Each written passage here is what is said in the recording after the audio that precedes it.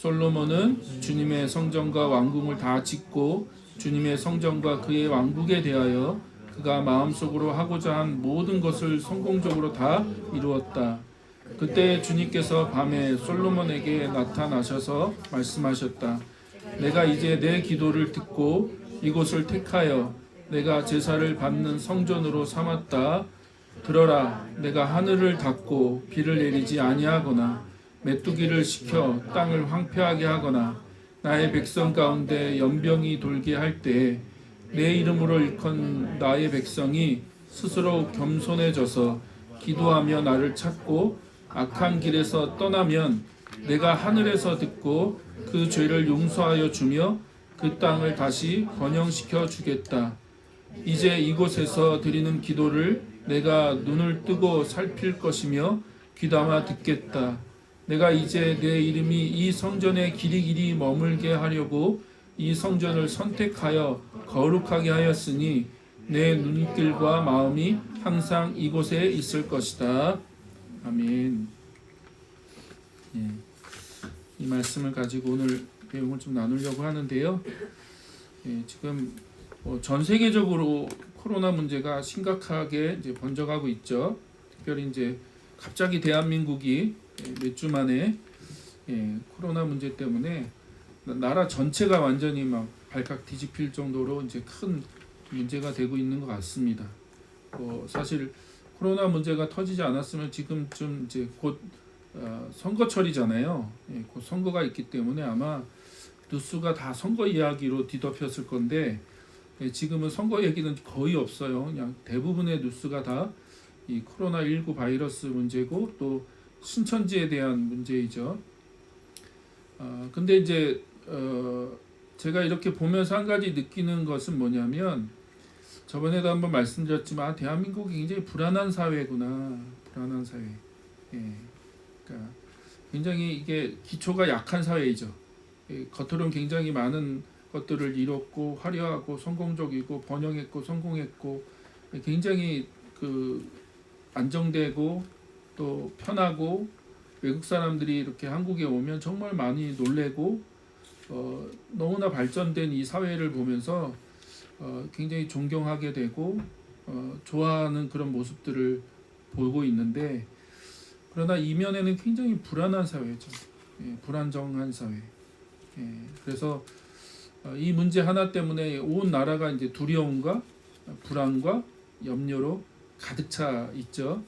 그리고 언론은 그것을 더 조장하고 정치가들은 오히려 그걸 더 조장해서 자기들의 이권이나 이득을 얻으려고. 그러니까 참 우리나라가 어떻게 보면 정치적으로나 모든 면에서 참 저는 마음이 아프더라고요. 오히려 국민을 안전케 하고 또 이 문제를 빨리 어떻게든 조속히 해결하려고 하기보다는 그걸 통해서 자기들의 그 권력과 이권을 차지하려고 하는 사람들, 또 뭐 요즘 마스크 문제가 때문에 한참 논의가 되고 있지만 말이 많은데 저는 어떤 정부에도 시스템에도 문제가 있지만 거기서 이권을 얻으려고 우리나라 유통이 굉장히 문제가 많거든요. 유통에 굉장히 많은 문제를 안고 있는 게 대한민국인데 중간에 앉아갖고 엄청난 마진을 자기가 먹는 거거든요. 그냥 컴퓨터 몇 번 두드리는 그 사람들이 그냥 중간에서 마진을 이렇게 가지면서 엄청난 그 이득을 얻고 있는 거죠. 그러니까 그런 유통에도 여러 가지 문제가 있고, 일단 그걸 통해서 오히려 자기 이권을 또 경제적인 이권을 챙기려고 하는 사람들의 그 마음이 더 큰 문제인 거죠. 어떻든 이 대한민국 전체가 지금 여러 가지로 불안하고 두려운 사회인 것은 확실한 것 같습니다. 이제 거기에 이제 기름을 부은 게 신천지죠. 신천지. 아실 분은 아시고 이제 아직까지 신앙생활이 오래 못 되신 분은 이제 사실 교회와 신천지를 잘 구분 못 하시는 분도 많고 교회나 신천지나 뭐 그렇게 똑같은 거라는 생각들을 많이도 하고 계시고, 왜냐하면 신천지도 교회라고 생각하잖아요. 교회라고 얘기를 하잖아요. 자기들이 그런 명칭을 쓰니까. 그리고 이제 이 문제가 이제 또 대형 교회 중심으로 이제 또 뉴스에 노출이 되고 뭐 명성교회나 소망교회나 이렇게 대형 교회 몇 교회들이 또 언론에 노출이 되면서 마치 이제 이 코로나19 바이러스의 온상이 교회인 것처럼 이렇게 소개되고 있고 얘기되고 있어서 불편한 부분은 분명히 있습니다. 그러나 이제 그걸 통해서도 이 종교의 역할이 뭔가, 종교의 역할, 도대체 이 종교가 갖고 있는 역할이 어떤 것인가라고 하는 것을 돌아보게 되고요. 그리고 이제 개신교는 이제 이럴 때 이제 신천지 문제를 좀 해결해야 되겠다 해서 막 신천지를 비난하지만 사실 그 신천지의 가장 큰 숙주는 개신교죠. 우리 기독교입니다. 신천지가 이렇게 이단 사이비로서 큰 규모를 갖게 된 가장 큰 이유는 개신교 우리에게 원인이 있는 거죠. 그래서 저는 누구를 비난할 상황이 아니다. 이건 누구를 비난하고 정죄할 상황이 아니라 우리 교회가 하나님 말씀 앞에 제대로 서 있지 못하다는 것이 반증되는 거죠. 그래서 앞에서도 얘기한 것처럼 우리의 믿음을 좀 다시 한번 점검하고 또 탈종교화가 더 크게 일어날 거예요. 분명히 이 코로나19 이 문제가 해결된 다음에는 이 대한민국 사회 안에 탈종교화, 특히 이제 탈기독교화의 현상들이 더 크게 일어나게 될 겁니다. 사람들이 인식 안에 이미 그런 인식이 생기기 시작했고 그런 거부감이나 그런 것들이 이제 있기 때문에 대한민국 사회 전체가 탈종교화되는 시대로 갈 거예요. 그 이후에 이제 어떻게 우리가 대처할 거고 어떻게 우리가 그런 문제들을 헤쳐나갈 거냐가 큰 이제 부분인 것 같아요. 이제 더 큰 문제는 사실 이제 여러분도 많이 이제 들어보셨겠지만 많은 목사님들이 이 코로나19 바이러스가 하나님의 심판이라고 얘기를 했죠. 특별히 이제 중국이 교회를 핍박하고 또 우한이 그 기독교 핍박의 가장 핵심 근거지였다는 얘기를 하시면서 많은 영상들이 올라왔죠. 뭐 예배당을 이렇게 철거하는 이야기나 뭐 그런 영상들이 올라오고 그러면서 이제 많은 목사님들이 중국에서 이 코로나19 바이러스 문제가 터진 것은 하나님의 심판이었다, 하나님의 심판이다라고 하는 얘기를 막 그 설교 시간에 대놓고 했죠. 근데 아이러니하게 대구에서 문제가 터진 거죠. 그럼 대구도 하나님의 심판이냐? 그런 논리가 되거든요. 그러면 그러니까 이게 굉장히 쉽게 얘기할 수 있는 문제는 아니에요. 이게 하나님의 심판이다 아니다라고 어느 누구도 자신 있게 명확하게 얘기할 수 없고 전 해서도 안 된다고 생각합니다. 예를 들면 지금 뭐 우리나라에 조금 간간히 지금 소개되고 있지만 아프리카는 지금 메뚜기 문제로 굉장히 심각한 문제입니다. 이쪽 동부 아프리카죠. 그래서 이제 사우디아라비아 쪽으로 해갖고 지금 뭐 3억 마리인지 뭐 하여튼 엄청난 규모의 메뚜기가 지금 거의 휩쓸고 있기 때문에 큰 문제로 지금 대두되고 있고요. 그럼 이것도 하나님의 재앙이냐, 하나님의 심판이냐. 그 다음에 얼마 전에 이제 호주에 큰 산불이 있었죠. 뭐 호주 전역이 불탔을 정도로 엄청난 땅이 불탔죠. 그리고 그 안에 이제 그 살았던 동물들 뭐 몇억 마리가 그 불타 죽었다고 할 정도로 규모가 어마어마한 불이 호주에 있었습니다. 그럼 그것도 하나님의 재앙이냐, 하나님의 심판이냐? 우리가 이제 질문하게 되죠. 그러면 이 땅에서 벌어지는 많은 자연재해나 그런 질병이나 그런 전쟁이나 그런 사고, 우리가 도저히 이해할 수 없는 큰 사고들, 한국에서는 뭐 세월호 사건 같은 그런 사고들 도저히 그 납득할 수 없고 이해할 수 없는 그런 사고들이 그러면 다 하나님의 심판이냐라고 하는 이제 질문을 던지게 되죠. 그거에 대해서 이제 그 박유미 교수님이란 분이 이제 이런 얘기를 했어요. 이제 글을 읽었는데 그분이 이런 얘기를 합니다. 자연재해와 전염병은 모두 하나님의 심판인가? 그러면 자, 구약을 보면 질병이 때때로 하나님의 심판의 도구로 사용된 건 맞다는 거예요. 구약에 보면 하나님이 질병 혹은 어떤 그 사건을 통해서 하나님의 그 심판, 그러니까 범죄한 인간에 대한 하나님의 심판으로 사용하신 것은 맞다. 그런데 그게 하나님의 심판이 되려면 몇 가지 조건이 있어야 된다는 거예요. 조건. 첫 번째 조건은 뭐냐면 그게 진짜 하나님의 심판이 되려면 먼저 하나님이나 선지자의 예고, 경고가 있었다는 거예요. 하나님이 반드시 먼저 경고하셨다는 거예요. 경고. 그 다음에 예고하신 거죠. 그리고 그 예고대로, 그 경고대로 그 질병이 발병하게 되고 그 질병으로 인해서 많은 사람들이 이제 그 어려움을 겪죠. 근데 그런 재앙을 내리시는 하나님의 목적이 분명히 있어요. 적어도 두 가지 정도 되는데, 첫 번째는 하나님이 세상의 주인이시다라고 하는 걸 알리시는 거죠. 하나님이 그 모든 것을 통제하실 수도 있고 또 그렇게 질병이나 어떤 재해를 통해서 심판하실 수 있는 분이시다라고 하는 하나님의 권능을 드러내시는 거죠. 진짜 하나님이 진짜 하나님이시구나 라고 하는 것을 드러내는 거죠. 그 심판을 통해서. 또 하나는 그 죄를 명확하게 그 원인이 되는 죄가 있어요. 그 죄를 깨닫고 그 죄를 회개하도록 하려고 하는 그 방편인 거죠. 하나님이 그 죄에서 돌이키고 회개하도록 하시기 위해서 그런 질병이나 자연 재해를 통해서 하나님이 심판하셨다. 근데 그 질병이 대부분 구약을 보면 인간의 능력으로 치료할 수 없는 질병이었다는 거예요. 그러니까 인간이 잘 관리하거나 치료제를 개발해서 이걸 해결하거나 치료할 수 있는 그런 질병이 아니었다는 거예요. 인간이 통제할 수 없는 질병이었다는 거죠. 그러면 코로나19가 과연 인간이 통제할 수 없는 질병인가? 라는 질문을 던져봐야죠.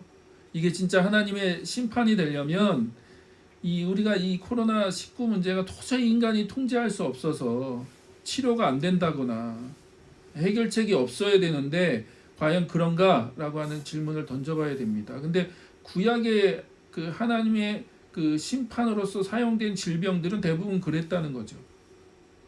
도저히 해결 방법이 없어서 결국은 뭐예요? 하나님께 간구하는 거, 하나님께 회개하고 하나님께 이 질병, 이 재앙을 멈춰달라고 기도해서 그 질병이 멈춰지게 되죠.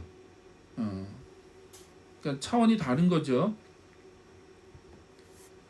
그래서 구약은 질병이나 자연재해 등의 재앙을 모두 하나님의 심판으로 해석하는 것을 배격한다는 거예요. 그러니까 하나님이 그런 방법을 사용하긴 했지만, 그러나 그렇다고 질병이 다 하나님의 심판이냐, 자연재해가 다 하나님의 심판이냐, 그렇지는 않다는 거예요. 그렇지는 않다. 그렇게 해석하는 것에 대해서는 반대하는 거죠. 가장 대표적인 예가요, 욥의 얘기입니다. 욥. 여러분 잘 아시는 욥. 욥의 고난에 대한 이야기, 욥기를 보면 욥이 굉장히 큰 부자였고 10명이 되는 자식이 있었지만 하루아침에 그 10명의 자식들이 하루아침에 다 죽죠. 그리고 어마어마한 부를 상실합니다. 그리고 자기 몸에도 질병이 생겨서 굉장히 고통스러운 시간들을 보내죠. 그랬더니 친구들이 찾아와서 뭘 얘기해요? 이게 중요해요. 인과응보. 인과응보의 그 세계관을 가지고 인과응보의 그 논리를 가지고 그 문제를 해석하죠. 네가 지금 이런 고난을 당하는 거 보니까 네가 죄를 지어서 그래. 하나님 앞에 네가 잘못한 게 있고 네가 죄를 지었기 때문에 그 죄의 결과로 너에게 이런 고난이 생기는 거고 이런 문제가 생기는 거야 라고 얘기하죠. 그랬더니 욥이 어떻게 하죠? 그 친구들의 그 이야기를 거절하죠. 거절하고 그리고 자기의 무죄함을 증명해달라고 하나님께 호소해요. 나 억울하다고 하나님께 호소하고 기도하죠. 그랬더니 하나님이 욥에게 나타나셔서 말씀하시는데, 중요한 건 하나님이 왜 고난을 받는지에 대해서 설명하지 않으세요. 왜 네 삶에 그런 고난이 있는지, 왜 그 고난이 너에게 생겼는지에 대한 얘기는 하나님이 한마디도 하지 않으세요. 대신 뭘 얘기하시냐면 인간의 지혜와 하나님의 지혜가 얼마나 차이가 있는지, 그러니까 인간의 지혜로 하나님의 지혜를 다 이해할 수 없다는 거예요. 네가 아무리 고민하고 생각하고 그거에 대해서 생각하고 해도 하나님의 지혜를 완전히 다 이해할 수는 없다는 거죠. 그래서 욥기는 의인의 고난에 대한 얘기가 아니라 하나님의 지혜에 대한 얘기인 거죠. 야, 네가 아무리 뛰어나도 하나님의 지혜를 다 이해할 수 없어. 예를 들면 이런 겁니다. 우리 삶에 대부분의 일들은 인과관계예요. 그렇죠? 인과관계. 원인과 결과. 어떤 원인이 있기 때문에 어떤 결과가 생기는 거죠. 그렇죠? 우리에게 일어나는 많은 일들은 인과관계 안에 있어요. 이 법칙 안에 있어요. 이 벗어나지 않아요. 그 안에서 무엇인가 분명히 어떤 일이 있었으니까 그 일의 영향으로, 그 일의 결과로 우리 안에 어떤 일이 생기는 거죠. 근데요, 또 많은 경우에 뭐가 있어요? 도저히 이해가 될 수 없는 일들이 있어요. 납득이 안 돼. 이해가 안 돼. 왜 이런 일들이 내 안에 생기는지, 우리 가정에 왜 생기는지, 내 인생에 왜 이런 일들이 생기는지 잘 모르겠어요. 예, 그런 일들이 있다고요. 아마 50을 다 넘기신 분들은 이제 그렇지 이야기 될 거고, 우리 이제 20대와 10대는 아직까지 마음에 와닿진 않겠죠. 그러나 살면서 인생의 쓴맛을 이제 경험해 보면, 아, 인생이라는 게 다 논리적으로 다 이해가 되는 것도 아니고 설명할 수 있는 게 아니에요. 그러니까 인생의 신비, 저는 신앙의 신비라고 하는 거는 뭐 초월적인 무엇인가를 경험하는 것만 얘기하는 게 아니에요. 신비라는 게 그런 것만 얘기하는 게 아니라, 인생의 신비는요, 납득이 안 되는 부분이 있어요. 설명이 안 돼. 인간의 이성으로, 인간의 지혜로는요, 설명이 안 되는 부분이 있다고요. 왜 이런 일들이 왜 그 땅에 지진이 일어나서 이 많은 사람들이 그렇게 죽는지, 왜 화산이 터지고, 왜 이런 문제, 이 질병의 문제로 인해서 이 많은 사람들이 고통을 당하는지 잘 모르겠어요. 그냥 잘 모른다고 얘기하는 게 맞아요. 거기에 설명을 하려고 하면 어려워져요. 근데 욥기가 뭘 얘기해요? 그 모든 것 가운데 그걸 뛰어넘어서 일하시는 하나님이 계시다는 거죠. 그 하나님의 지혜, 하나님의 지혜. 하나님 그런 거에 제한을 받지 않죠. 우리 인간관계에 제한을 받지 않아요. 우리는 철저하게 인간관계 안에 존재해요. 창세기를 요즘 제가 묵상하면서 그래요. 야곱의 인생을 봐도 그렇고, 이삭의 인생을 봐도 그렇고, 아브라함의 인생을 봐도 그렇고, 하여튼 그 이후에 등장하는 성경의 많은 인물의 삶을 보면 다 거의 대부분 인간관계 안에 존재해요. 그런데 하나님이요, 그 인간관계를 뛰어넘어서 일하시죠. 그렇죠? 그거에 제한받지 않으신다고요, 하나님은. 그걸 사용하기도 하시고, 그걸 통해서 일하기도 하시고, 그런데 그것이 어떨 때 납득이 안 돼요. 왜 하나님이 이렇게 일하시는지 잘 모르겠어요. 그러나 하나님은 그 모든 것을 뛰어넘어서 일하신다. 만약 그것이 다 예측되면 그게 하나님이 아니죠. 그렇잖아요. 신이 인간의 지혜로 다 납득이 되고 이해가 되고 예측이 되고 설명이 된다. 그럼 그건 신이 아닌 거죠. 이 욥기는 그걸 얘기하는 거예요. 하나님의 지혜. 인간으로서는 도저히 이해할 수 없지만 그 가운데 하나님이 일하시고, 하나님이 살아계시고, 하나님이 역사하신다는 거죠. 자, 그거의 또 대표적인 이야기가 요한복음에 있죠.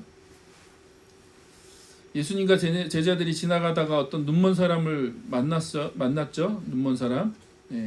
태어날 때부터 이제 그 눈먼 상태로 태어난 사람을 만나게 되고, 제자들이 예수님께 묻습니다. 이 사람이 눈먼 상태로 태어난 것이 누구의 죄 때문입니까? 이 사람의 죄 때문입니까? 부모의 죄 때문입니까? 이게 무슨 얘기입니까? 이것도 인과관계죠. 그러니까 이 문제, 이 사람이 그 소경으로, 맹인으로 태어난 것이 누구의 죄 때문이니까 뭔가 원인이 있어야 된다는 거죠. 사람에게는 그렇게 설명이 될 수밖에 없는 거예요.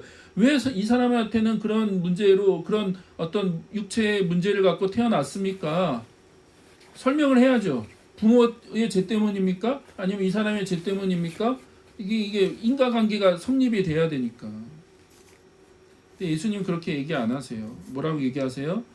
이 사람이 죄를 지은 것도 아니고 그의 부모가 죄를 지은 것도 아니다. 하나님께서 하시는 일들을 그에게 드러내시기 위한 것이다. 그러니까 하나님이 하시는 일들, 그게 뭔지는 모르겠어요. 예, 정직하게 그게 뭔지는 모르겠어요. 예, 우리가 지금 그걸 다 알 수는 없어요. 예, 다 알려고 해도 그거는 정말 교만한 거고 다 알 수는 없습니다. 그러나 예수님이 여기서 분명히 얘기하시는 건 뭐냐면 하나님께서 하시는 일들이 있다는 거죠.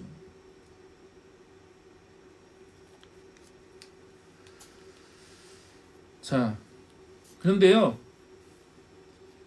우리가 이해할 수 없는 이 영역들, 그렇죠? 헤아릴 수 없고 이해할 수 없는 이 영역들에 대한 질문이 있어요. 그 인간이니까 당연히 있어요. 그런 부분에 대한 질문. 그리고 그 질문을 다루는 게 뭐예요? 철학과 종교가 그 부분에 대해서 질문을 다루는 거예요. 철학이 거기서 시작되는 거고 종교가 거기서 시작되는 거죠. 예. 인과관계는 과학적으로 설명이 되고 이성적으로 설명이 되니까요. 근데 이해할 수 없는 영역들, 그 부분을 이제 철학이 얘기하는 거예요. 철학이.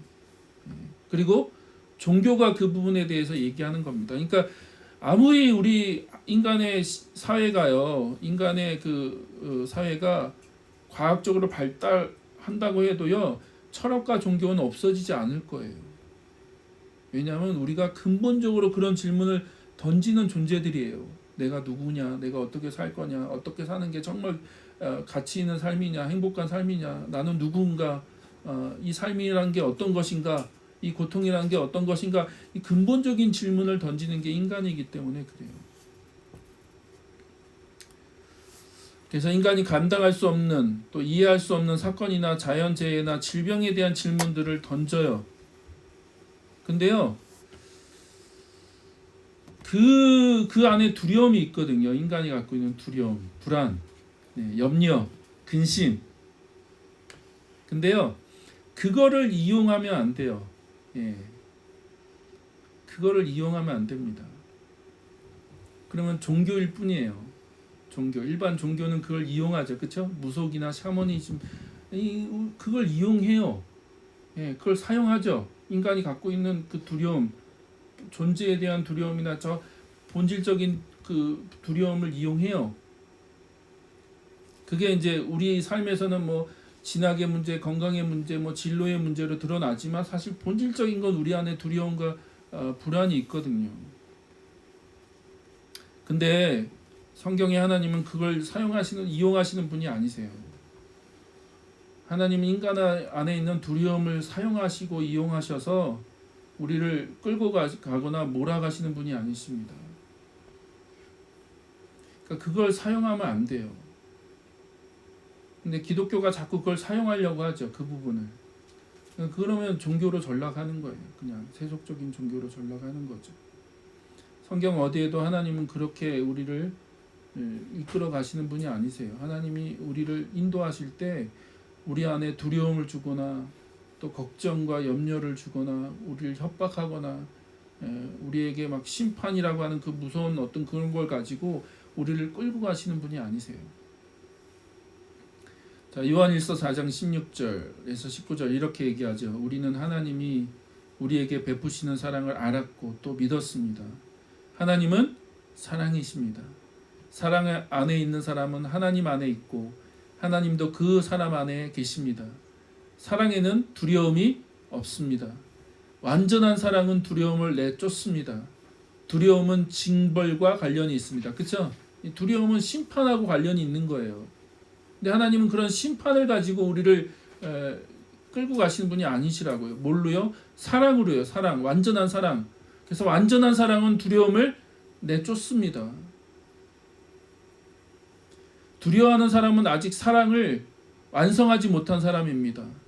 우리가 사랑하는 것은 하나님이 우리를 먼저 사랑하셨기 때문입니다. 그래서 하나님은 우리를 사랑하세요. 그리고 그 사랑으로 우리를 이끌어 가시고 인도하시는 거죠. 그러므로 너무 걱정하지 마십시오. 우리가 하나님을 믿는다는 건 그 하나님의 사랑을 믿는다는 거죠. 하나님을 의지한다는 건 그 신실하신 하나님의 놀라우신 사랑과 자비와 국류를 의지하는 거죠. 그래서 우리 안에 이 두려움이 있으니까 이제 혐오가 나오는 거예요. 혐오. 그래서 역사를 보면요, 예를 들면 여러분 잘 아는 게 그잖아요. 네로, 로마에 큰 불이 났죠. 엄청난 불이, 로마의 절반 이상이 불탈 정도로, 쉽게 생각하면 제주시에 불이 나갖고 절반이 불탔다 그러면 어마어마한 불이, 그러니까 그 로마의 난 불이 굉장히 큰 규모의 불이죠. 그러니까 사람들이 다 이제 그 정치가들에 대한 원망, 불신, 이게 팽배하죠. 그래서 네로가 그걸 해결하기 위해서 그 불을 기독교인이 냈다라고 하는 이제 그 소문을 퍼뜨리고 기독교 박해가 시작되잖아요. 그러니까 인간은 원래 그런 존재라고요. 우리 인간이라는 게 원래 그런 존재예요. 유럽에서도 큰 이제 그 전염병이 돌았죠. 엄청난 큰 전염병이 돌아서 뭐 유럽 인구의 뭐 절반 이상이 죽을 정도로 엄청난 전염병이 돌았을 때 교회가 답을 해야 되잖아요. 많은 사람들이 이게 왜 이런 일이 생깁니까? 왜 우리에게 이런 문제가 생겼습니까? 라고 질문을 했을 때 이 교회가 답을 해야 되거든요. 뭐라고 했어요? 이방인 때문이고 뭐 누구 때문이고 누구 때문이고 이게 그런 문제로 이제 해결을 하려고 했죠. 뭐 여러 가지 인과관계가 있지만 이제 그러면서 일어난 게 십자군이죠. 십자군. 여러 가지 뭐 다른 이유도 있지만, 그러니까 이게 인간이라는 게 원래 그런 존재예요. 우리나라도 이제 유독 혐오, 중국에 대한 혐오, 또 누구에 대한 혐오, 어떤 정치가에 대한 혐오, 또 그 원인이 거기 있는 것처럼 혐오하고 우리가 불신하게 되고 하여튼 그런 방식으로 돌아갈 수밖에 없죠. 근데 거기에 교회가 같이 어울려서 마치 이 재앙이 중국 때문이고 중국이 교회를 핍박했기 때문에 이런 문제가 생겼다라고 하는 식으로 그냥 쉽게 그건 너무나 쉽게 답을 주는 거예요. 너무나 쉬운 답이에요. 이 재앙이 왜 생겼어요? 이 전염병이 왜 생겼어요? 중국이 기독교를 박해해서 그래. 너무나 쉬운 답이에요. 그러나 성경 어디에도 그렇게 쉽게 얘기하지는 않습니다. 얼마 전에 봤던 만화인데 재밌죠? 많은 군인들, 그러니까 전쟁이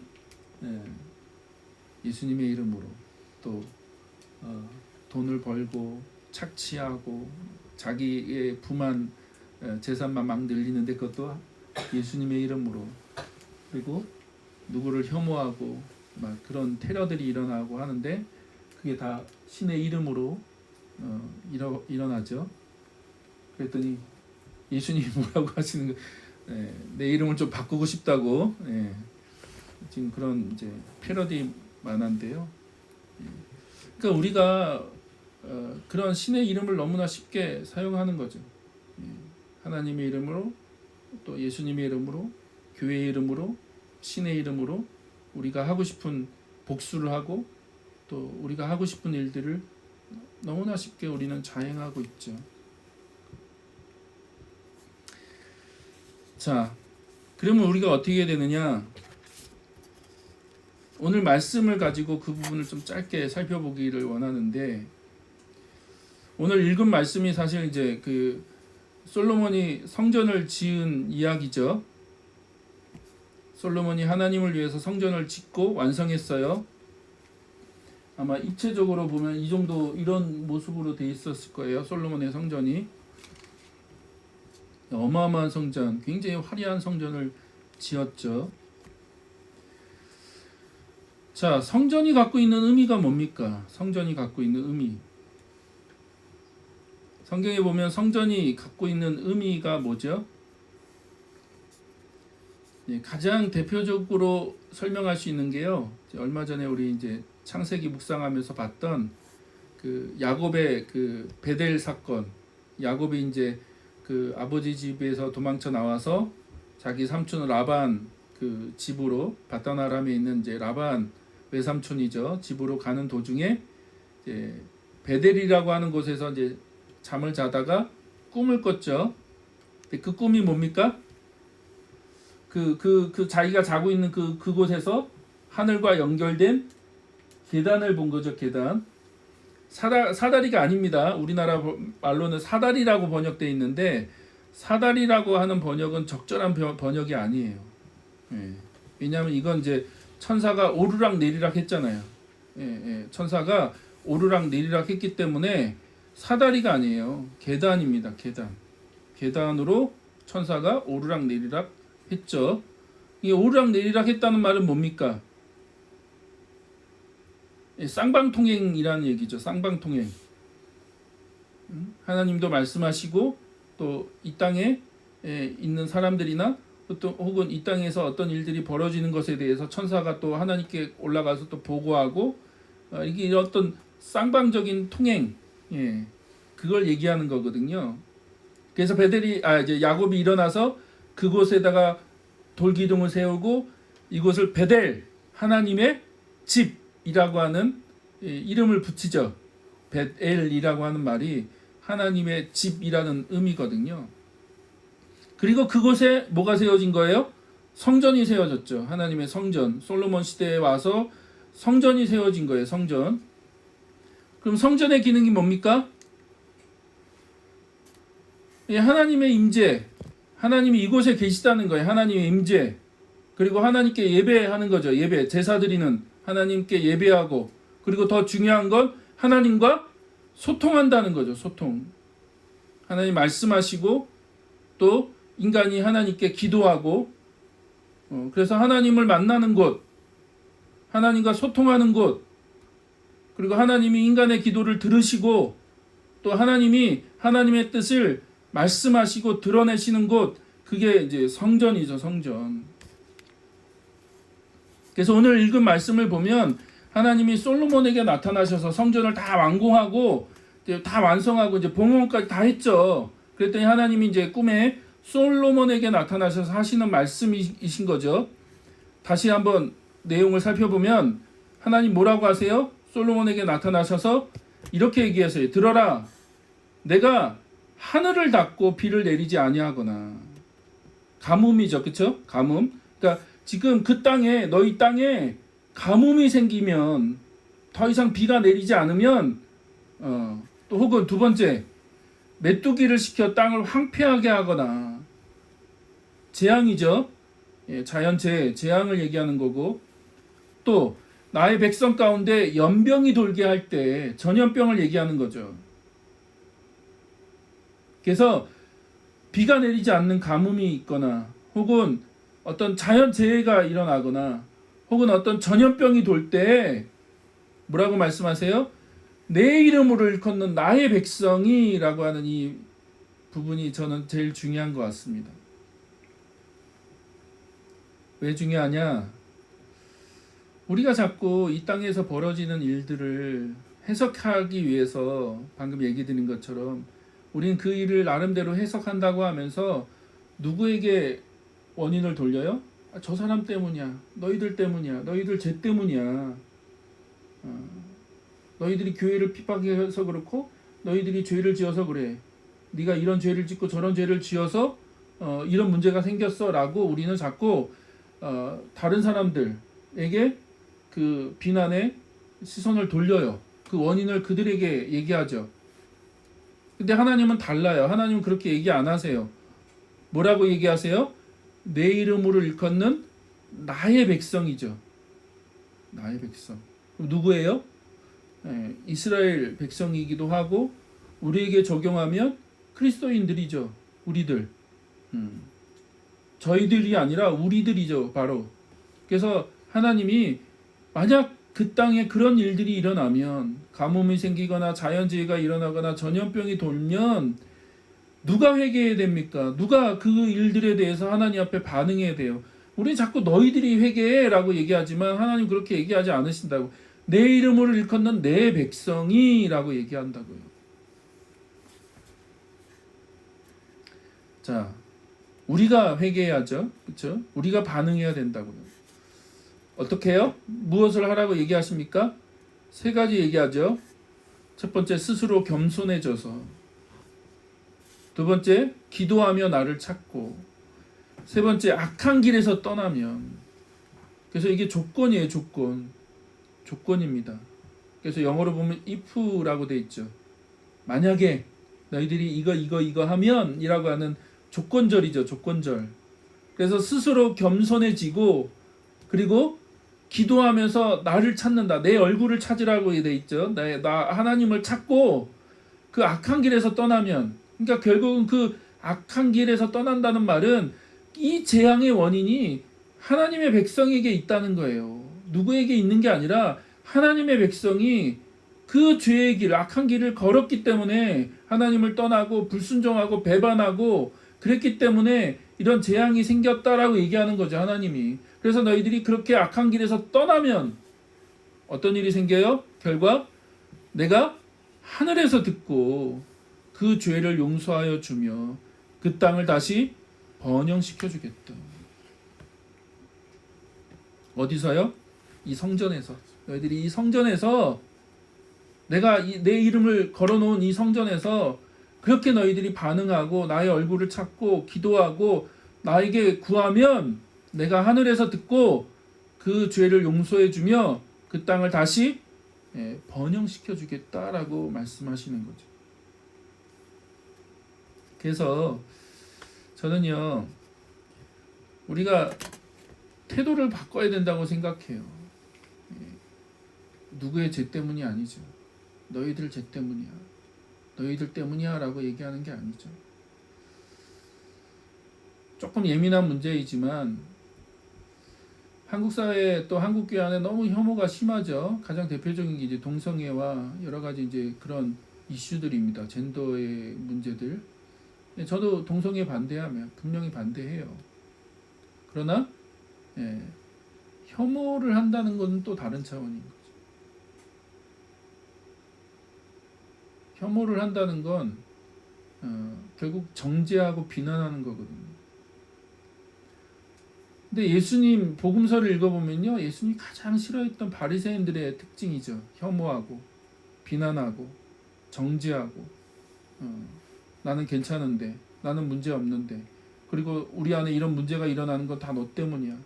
저 바리새인, 저 세리 때문이고, 저 창녀들 때문이고, 저 죄인들 때문이야. 저들이 하나님 말씀을 지키지 않아서 때문이야. 나는 괜찮아. 나는 뭐 1회에 2번씩 금식하고 11조하고 내가 얼마나 율법을 철저하게 지키는데, 근데 우리가 이런 문제가 일어나는 거, 이런 어려움을 겪는 건 다 너희들 때문이야 라고 하는 그 태도, 그게 혐오죠. 바리새인들 안에 얼마나 깊은 혐오가 있었습니까? 같이 밥도 안 먹어. 앉아서 같이 밥도 안 먹죠. 난 너희들처럼 더러운 사람이 아니야. 상종도 하지 않죠. 근데 예수님이 오셔서 그런 사람들하고 같이 앉아서 밥을 먹고 교제하고, 그러니까 바리새인들이 계속 난리를 치는 거죠. 어떻게 저런 사람들하고 밥을 먹습니까? 어떻게 저런 사람들하고 같이 어울립니까? 이제 우리 안에 좀 혐오가 그치기를 원합니다. 우리의 죄죠, 그렇죠? 우리의 죄. 우리가 하나님 앞에 겸손해지고 하나님의 얼굴을 구하며 기도하고 우리가 악한 길에서 떠나면 하나님이 하늘에서 듣고 그 죄를 용서하여 주실 것이고 다시 한번 번영시켜 주시겠다, 고쳐 주시겠다라고 말씀하시죠. 그래서 그 박유미 교수님이 이렇게 얘기해요. 이런 재앙과 두려운 상황 속에서 우리 기독교인들이 해야 할 일이 두 가지인데, 첫 번째는 하나님 앞에 겸손히 나아가는 것이다. 자연재해나 전염병과 같은 재난 속에서 인간이 얼마나 연약한 존재인지 다시 생각하고 하나님께서 세상을 다스리는 왕이시라는 사실을 인정하며 우리를 향한 하나님의 선하심과 사랑을 기억하고 그의 자비와 긍휼을 구하는 것이다. 우리 인간들은 이런 상황이 닥칠 때에야 신의 자리에서 본래 우리의 자리, 인간의 자리로 돌아간다. 그렇죠? 얼마나 인간이 연약합니까? 바이러스 하나, 눈에 보이지 않는 바이러스 하나 통제하지 못하는 게 인간이죠.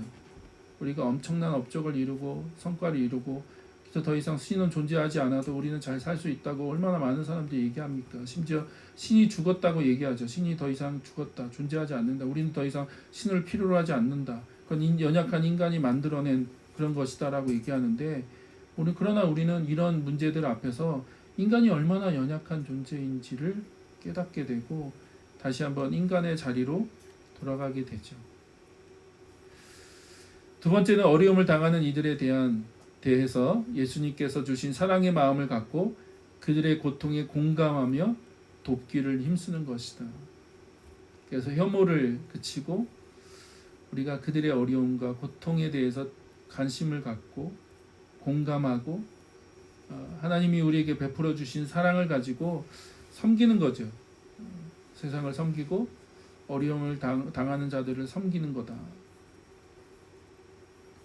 그래서 저번에도 한번 말씀드렸지만 초기 기독교가 굉장히 큰 연병이나 전염병이 돌 때 그들이 자기의 생명을 아끼지 않고 어려움을 당하는 사람들을 돌봤다는 거죠. 그래서 초기 기독교가 어떻게 그 로마의 그 국교로 공인이 될 수 있었냐? 그런 굉장히 사회적으로 어렵고 힘든 시기에 기독교인들이 제일 발벗고 나서서 그 전염병에 걸려서 죽어가는 사람들을 돌보고 그들을 자기의 집으로 초대하고 그들을 치료해주고 그들을 환대해줬다는 거예요. 환대.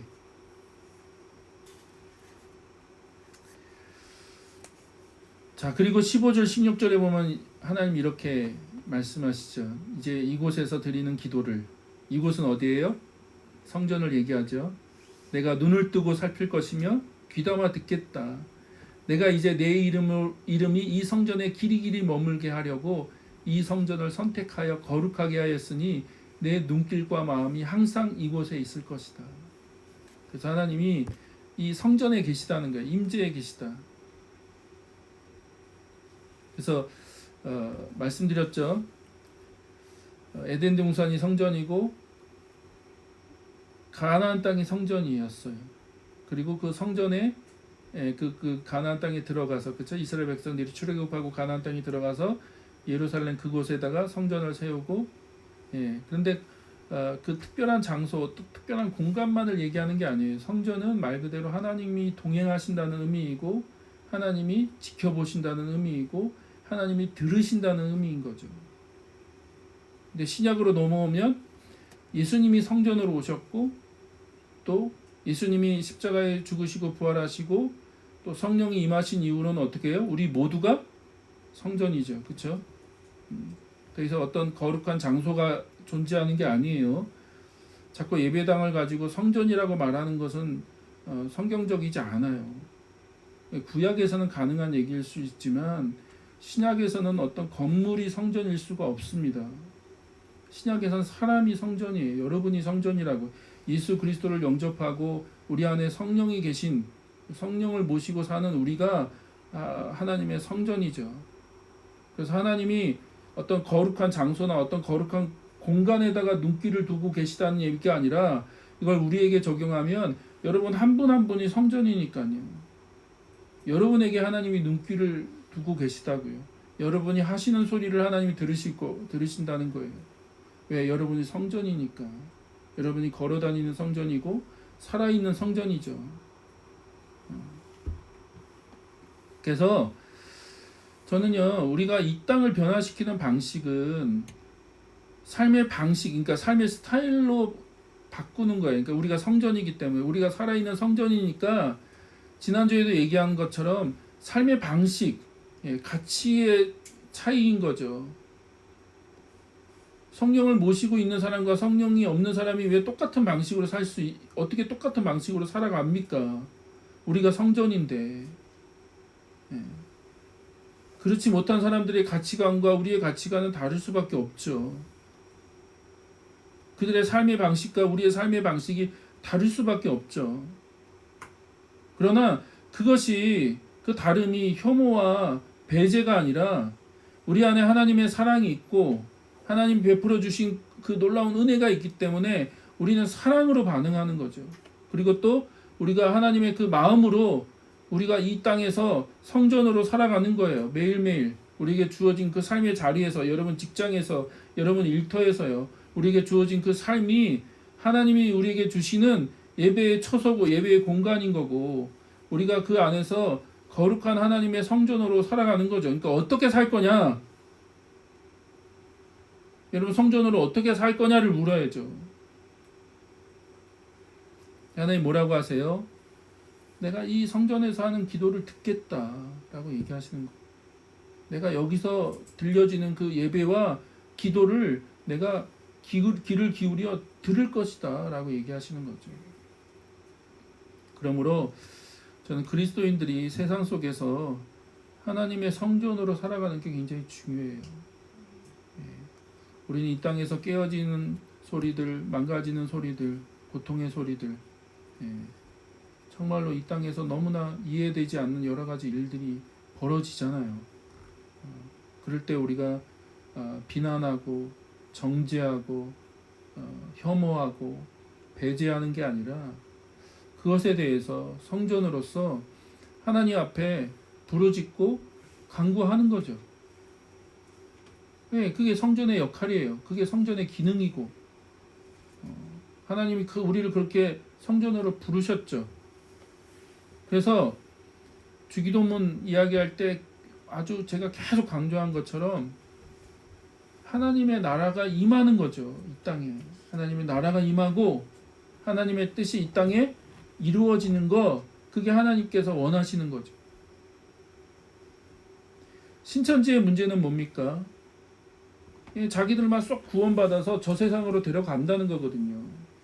이 땅은 없어질 거야. 그러니까 신천지는요, 이 땅이 뭐 코로나 바이러스로 넘치든 뭐 죽든 말든 사실 그 사람들 별로 신경 안 쓸 거예요. 자기들만 구원받을 거라고 생각하고 자기들만 어떤 특별한 지식과 자기들만 특별한 해답이 있다고 생각하는 사람들이거든요. 앞에서도 말씀드렸잖아요. 하나님의 이름으로, 종교의 이름으로요, 모든 거에 다 해답이 있다고 말하는 사람들은 이단일 확률이 높아요. 신천지가 그렇거든요. 왜 전에 기독교, 그러니까 교회 다녔던 사람들이 신천지로 넘어가냐? 모든 거 해답을 주거든요. 모든 걸 해답을 줘. 교회에서 못 들어봤어. 교회에서는 얘기 안 하는데. 신천지 갔더니 모든 거에 해답을 주네. 그러나 그건 이단일 확률이 굉장히 높아요.